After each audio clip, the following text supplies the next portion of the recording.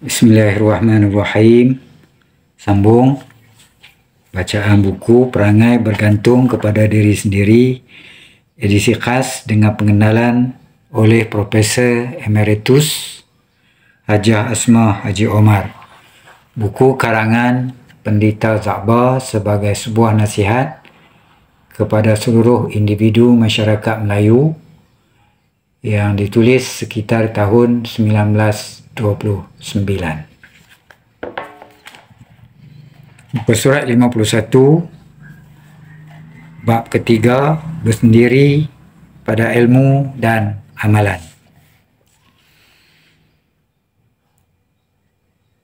Siri yang ke-18.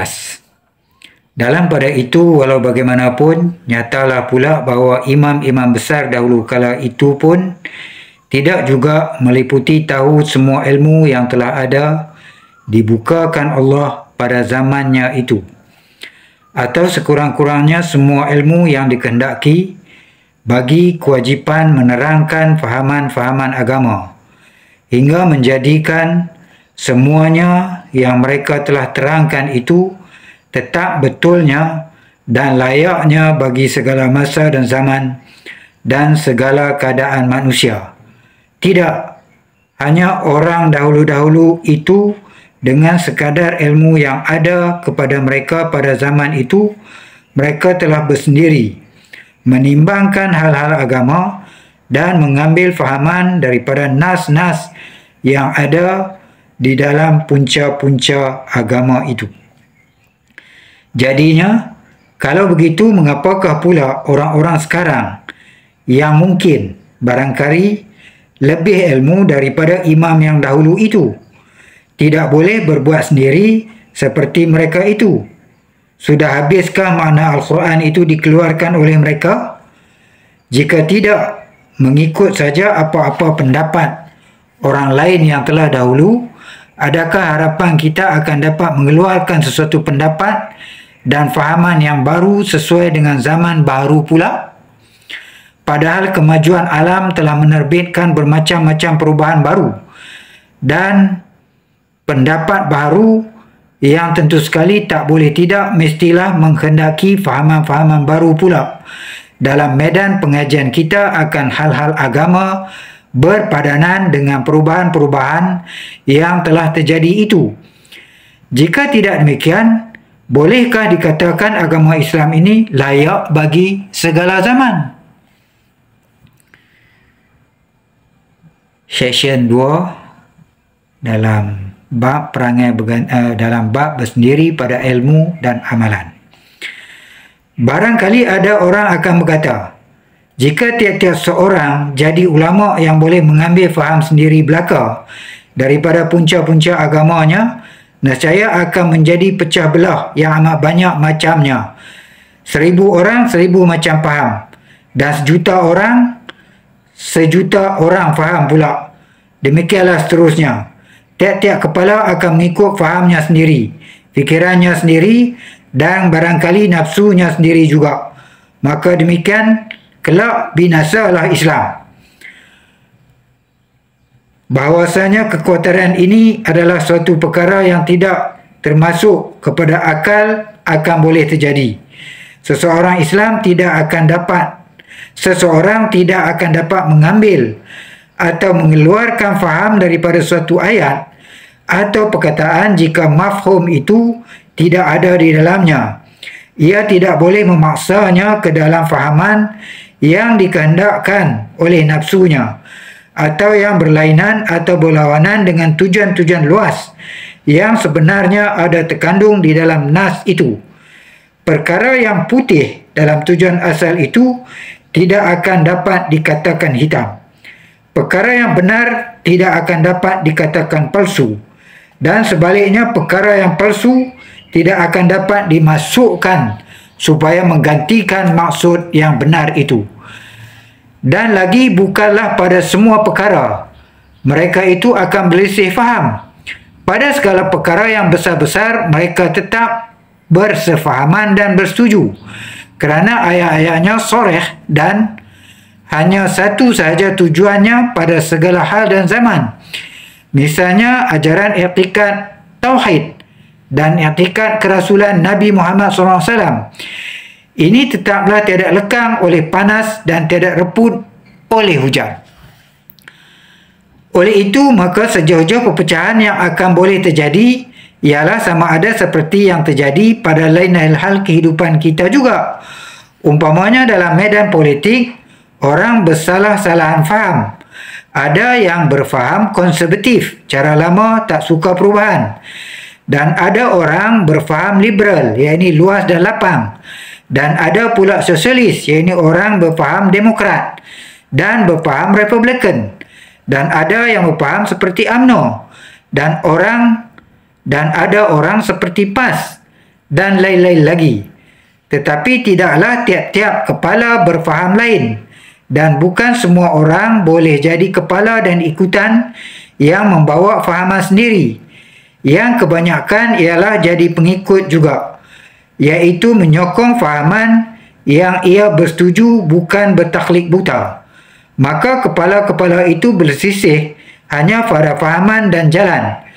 Tetapi asas dan tujuannya satu juga, iaitu hendak mendapat kebajikan bagi rakyat dan negara dengan menjadikan negeri dan pemerintahan itu sebagai alatnya.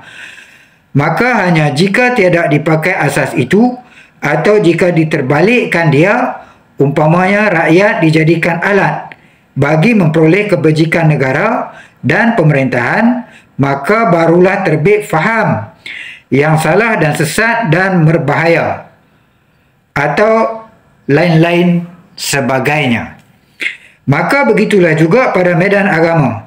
Bagi agama Islam, sehabis buruk perpecahan yang boleh terjadi pada masa 1300 tahun yang sudah itu juga, iaitu kebanyakan berselisih pada masalah-masalah pemahaman dan cawang kecil-kecil, tetapi pada asasnya tidak terubah sekali-kali, melainkan tetap Quran dan hadis juga. Maka hanya jika ada yang mengubah kepada asas lain daripada Quran, seperti pada ajaran Al-Babiyah dan Al-Bahiyah, dan membawa kitab Al-Akhdasnya menggantikan Al-Quran, nescaya jadilah bawaan mereka itu terkeluar daripada agama Islam.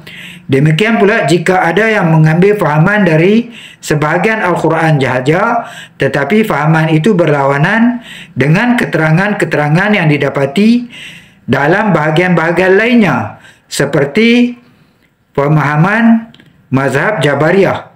Orang-orang Islam yang lebih ramai sentiasa akan sedar dan tidak akan membiarkan apabila terjadi kesesatan sedemikian itu.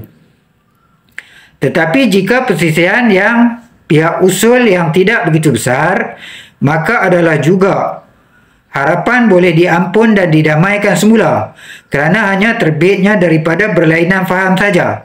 Asasnya tidak berlainan.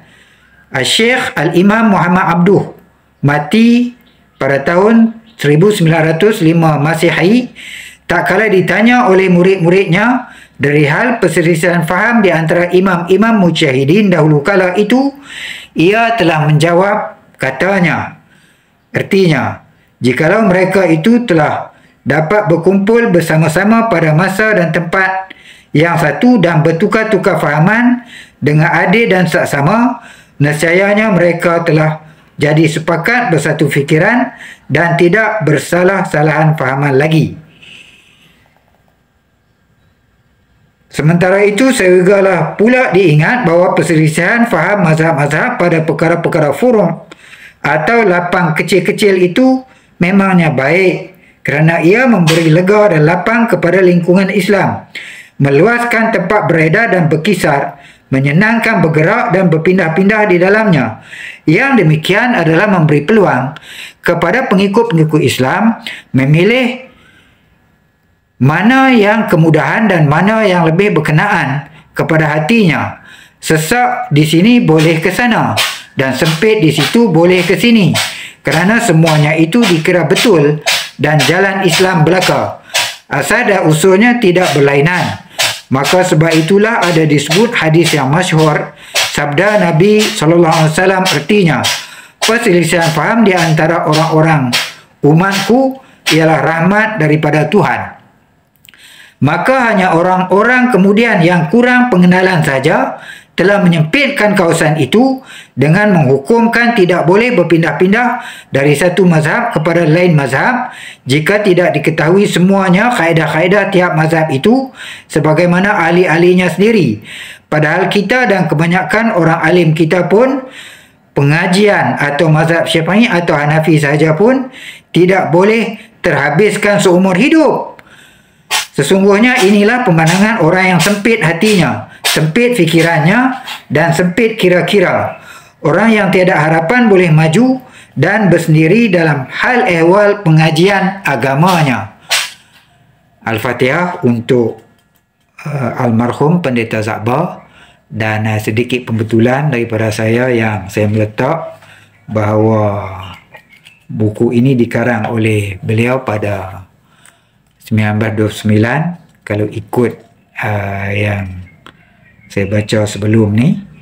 Tapi kalau ikut cerita yang disentuh mengenai PAS dan UMNO, maka UMNO ditubuh pada 1946, PAS 1951. Sudah tentulah buku ini ditulis selepas tahun 1951. Saya mohon maaf atas keterkhilafan tersebut. Sekian, terima kasih.